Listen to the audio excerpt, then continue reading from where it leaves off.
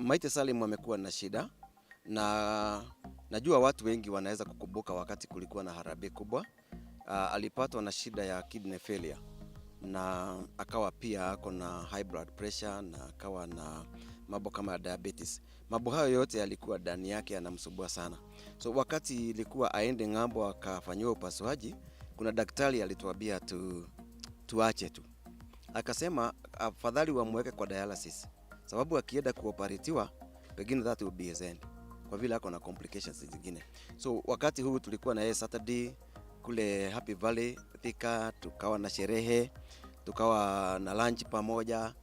Tulipomaliza lunch, alafu sasa saa 11 tukaagana.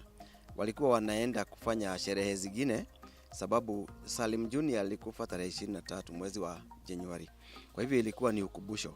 Walienda kufanyia kule Kahawa West, wakati sisi tumemaliza kule Thika na tukaenda nyumbani.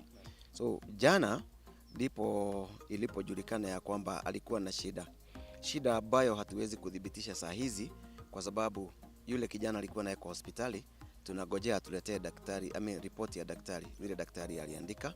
Lakini mambo hayo matatu huenda yakawa ni one of those things ambazo zilimuaffect sana.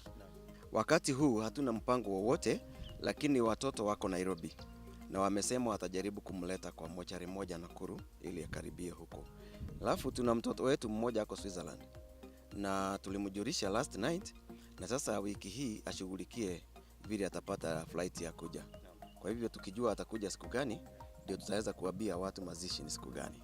Mimi nilianza kuiba zamani nikiwa tu kijana, na hata mke wangu ni muibaji pia. Hata ingawa hajaingia katika uwanja wa muziki, lakini sauti yake kiimba utasikia ni muibaji.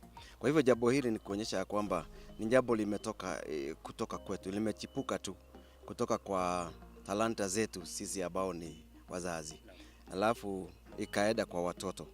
Jambo la muhimu hapa ni kwamba wakati mwingine unaona watoto wanaweza kuwa wanafanya vitu ambavyo ni tofauti na vile mzazi anafanya. Kuna mzazi ambaye anatega samaki na watoto wake wanaingia kutega samaki pia. Unakuta wengine ni walimu, unakuta watoto wanakuwa walimu. Kwa hivyo wakati watu wako na inheritance ya kile kitu ambacho ni is a talent, watu wanajaribu kuwa na talent hiyo ambayo uko nayo inaingia kwa watoto, ni jambo la kipekee sana.